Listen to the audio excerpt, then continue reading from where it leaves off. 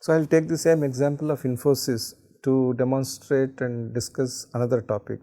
This topic is that while it is excellent if we have co-founders who run the company on professional lines, which has been well proven by Infosys example, the flip side is that if a firm is exceptionally led by very enterprising and very capable co-founders for a long period of time, it is difficult to wean the firm away from the overwhelming impact the co-founders exerted on the company. So, moving beyond founders is not easy for founder-led firms. We will go through that with the Infosys example itself, and again there are no subjective or judgmental observations that are being made in this case. We are only factually looking at what has happened in terms of the leadership successions without going into detail what triggered those leadership transitions and whether they could have been managed differently. That is again not the point in this discussion. So, N.R. Narayan Murthy moves out from CEO position in 2002. Different co-founders, as we discussed earlier, succeed each other between 2002 and 2014. N.R.N. returns to Infosys as executive chairman between 2013 and 2015, again for reasons not germane to this discussion. Then the company inducts Vishal Sikka, proven leader from US. He is inducted into the company as the first external CEO.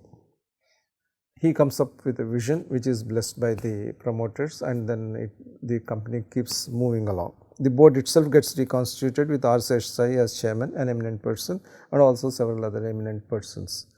However, between 2016 and 2017, the company witnesses certain misalignments and even controversies of corporate governance. Vishal Sikka moves out in 2017. Nandan Nilekani, one of the co-founders who actually succeeded Narayan Murthy in the past, he returns as non-executive chairman in 2017, even as Seshasayee himself moves out from the chairman position. Then again in 2018, Salil Parekh takes over as the second external leader at the helm as CEO and MD.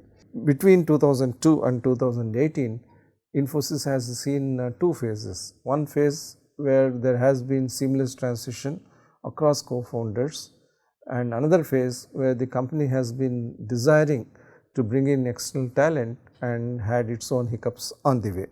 So, the thesis is that moving beyond founders is not easy for founder-led firms and requires certain acuity, certain emotional intelligence on the part of both the promoter groups as well as the new external leadership teams. Another interesting fact is that the returns of founders to the companies they have founded is not unusual. Therefore, seamless leadership transitions are all the more necessary. We have the example of Michael Dell returning to Dell Computers to rejuvenate the company. Similarly, Howard Schultz returned to Starbucks and took it to a new growth path. What Steve Jobs did to Apple Inc. upon his return is legendary. So, why do founders return to the companies? Founders return to the companies because the companies apparently did not grow as was envisaged by the investor public, specialized investors, as well as the founders themselves. That is one important reason why it happens that way.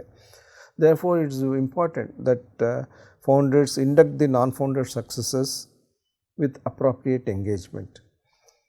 They should mentor and nurture the new leaders for success, and they should move on to other entrepreneurial or public service ventures so that their own capabilities are better utilized in the newer areas where they have not been able to work because of the limitations of working in their own professional capacities in the entrepreneurial firms. One example we have of Microsoft, where Bill Gates built this company to astounding heights, and then he is found after a brief interlude with Steve Ballmer, the right chief executive Satya Nadella, and he himself moved on to set up a foundation, Bill and Melinda Gates Foundation, to look after social empowerment and other healthcare improvement initiatives across the globe.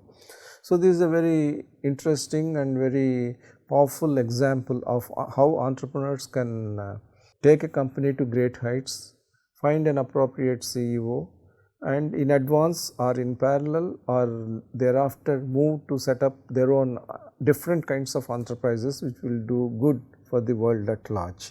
So, while the returns of founders is not unusual, leaders moving on in a very positive and successful way is also not unusual. So, what are the transition challenges for founders and family controlled firms? We have had in India itself certain episodes in reputed groups like Infosys and Tata, where what was thought about as a change with continuity didn't happen. It actually emphasizes that any radical change in founder-led firm is bound to be posing certain risks. One, the companies would have been very well managed until that point of time, and although there is a need that is perceived for external talent to take the company to greater heights, the past cannot also be forgotten. So, the successful formula in such a situation could be change with continuity, where there is a need for change in terms of induction of more state-of-the-art practices, but continuity is also required because the company has created a great legacy, and that legacy needs to be reinforced over time rather than disrupted. So, what has happened? We require synergy of the past, present and future in an ideal transition.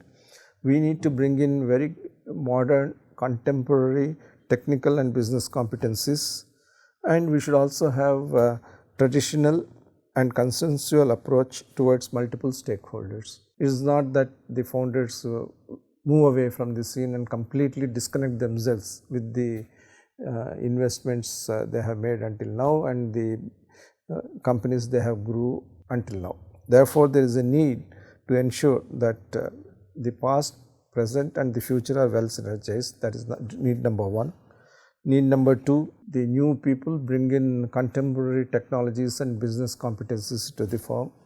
And thirdly, in this process, there is consensual deliberation amongst various stakeholders and making sure that the proposition of change with continuity is well established. This is always supported when there is sensitivity to feedback and customized articulation, so that disconnects and disruptions are avoided.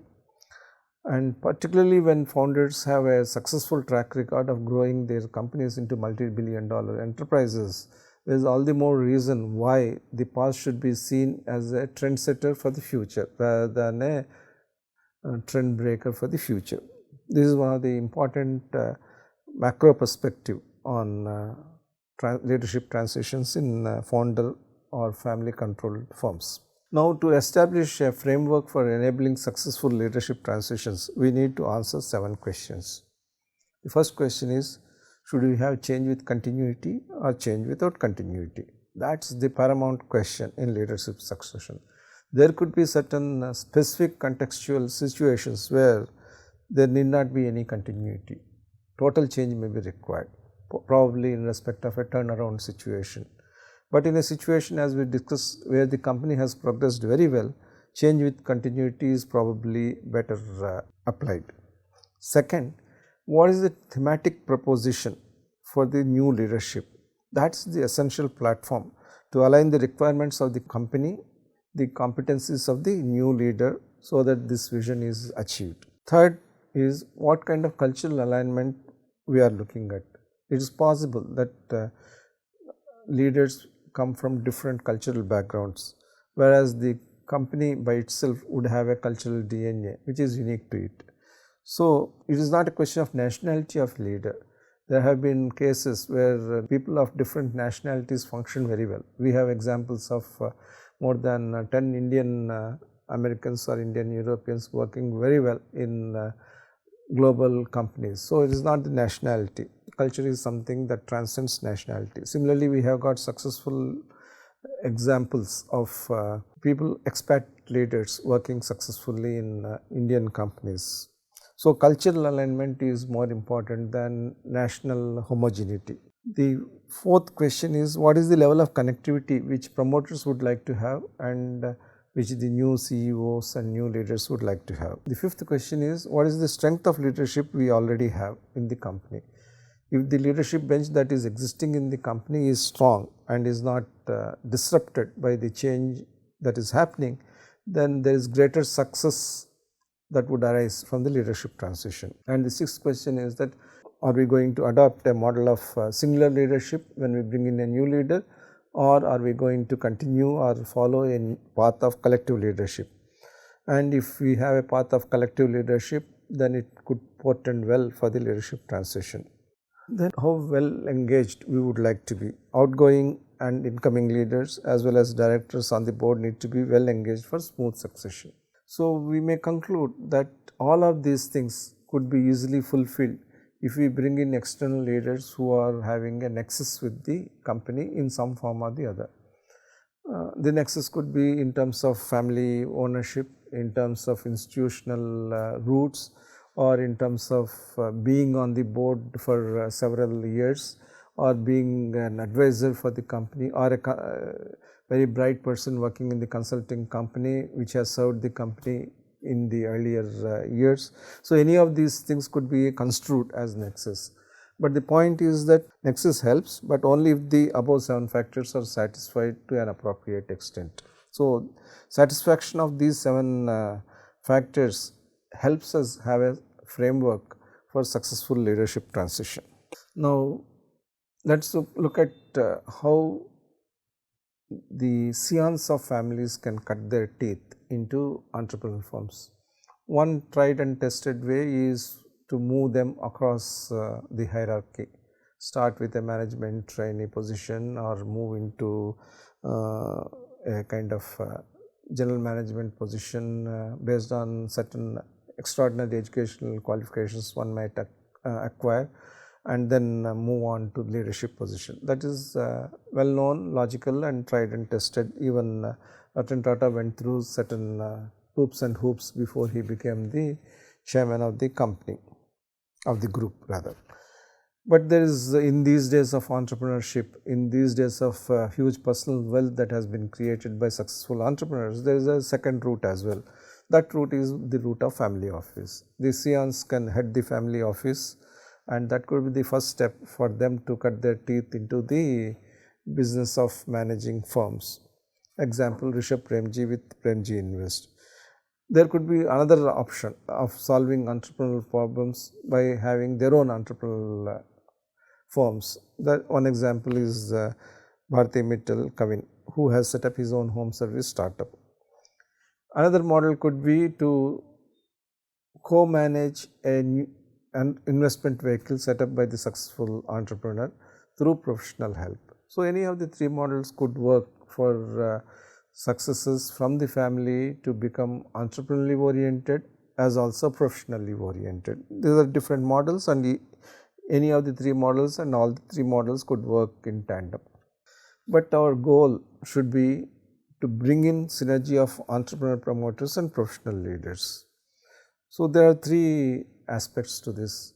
Our objective should be to have a hybrid startup leadership model. Obviously, that would have the vision and passion of lead founder, which is shared by co-founders and which is supported by the experience and expertise of professionals in the entrepreneurial firm. If Infosys grew, if Wipro grew, if Bharti grew, if Tata Group grew, and whole number of Indian conglomerates and leading corporations grew, the growth has been driven by this synergy. And we have had a successful hybrid startup leadership model which I have just presented.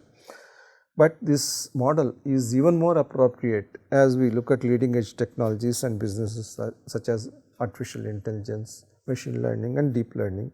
When industries are getting transformed, as oil and gas sector is getting transformed, or the broader energy sector is getting transformed, or the way the automotive industry is getting transformed through electric technologies, or how the healthcare industry is getting changed by developments in biologics and genetics. Why is this important? Because these technologies and these business models are so disruptive. Unless you have got common vision and passion, unless you have got shared support from the co-founders, unless we have got subject matter expertise coming in from the professional leaders, we will not be able to make a strong presence in these leading edge technologies and businesses as we go forward. So, we should strive to internalize, institutionalize entrepreneur, promoter and professional leader synergistic models in our country. At the same time, we also have to understand that it is not all about entrepreneurs, the founders, the professional leaders, and it is not that they can decide and determine how they would run their organizations. We have seen now in our earlier sessions that millions of dollars are poured into the startup companies with certain aspirations and objectives on part of the investors. So, investors also perceive the needs and they accelerate the changes in the leadership structures of entrepreneurial firms. They also at times trigger early induction of professional leaders in startups. In cases where the commitments are high, the investors bring in professional leaders or enable founders take on professional leaders far ahead of the requirements or far ahead of the time the companies are ready to become mainstream companies. So, these 4 elements which I have presented here are the drivers of such an accelerated transition or accelerated reinforcement of the leadership bench. 1. The need for corporate governance. Investors recognize more than anybody else that a company has to be run on good corporate governance basis so that public listing or further rounds of investment are facilitated.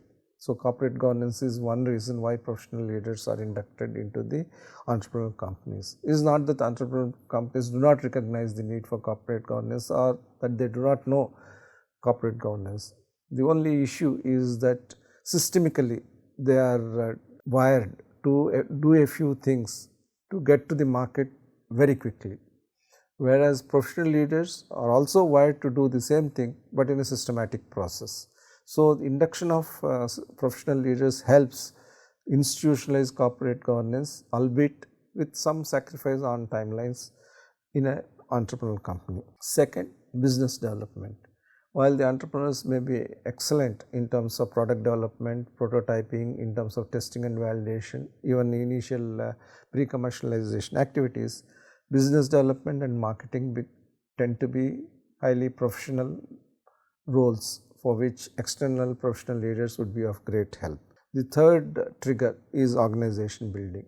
Building, motivating and inspiring a small entrepreneurial firm, let's say up to 100 numbers, 100 employee members, is not at all difficult for an energetic entrepreneur.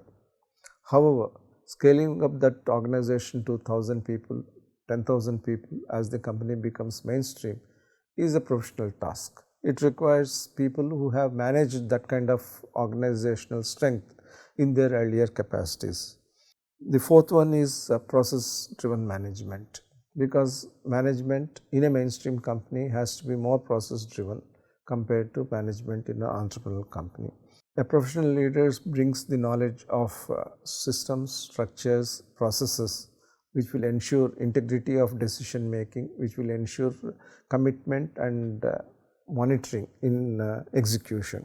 So, these are the 4 triggers that would enable better governance, in better management in entrepreneurial firms, and investors perceive this need and they accelerate the change towards professional management.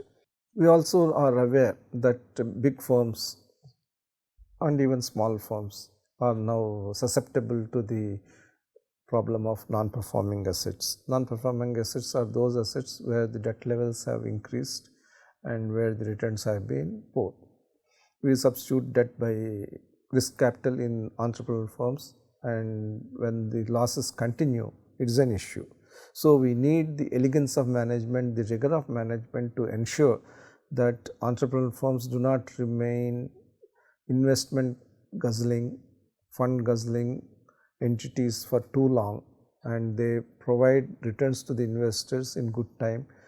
They provide wealth generator mechanisms sooner than later. So, professionals and promoters are required to work together to develop charters which define their respective roles in this transformation.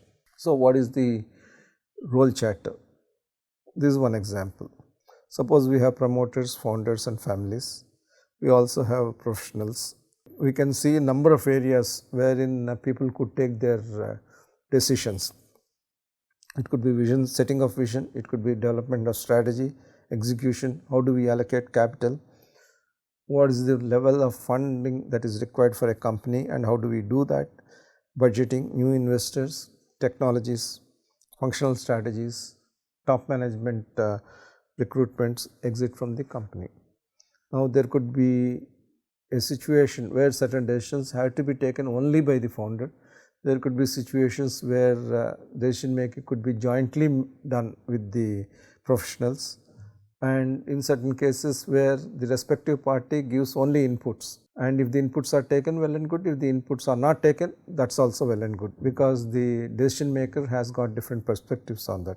So if you look at vision setting, for example, it has to be done jointly by the professionals as well as the founders. But the idea of getting new investors, the promoter has to take by himself, particularly if the promoter is having majority shareholding and continues to be in controlling interest even in the case of minority shareholding. The professional's role is that of giving inputs. Similarly, capital allocation could be done jointly or should be done jointly by both the promoters and professionals, whereas top manager recruitments should be done solely by the professionals with review by the promoters.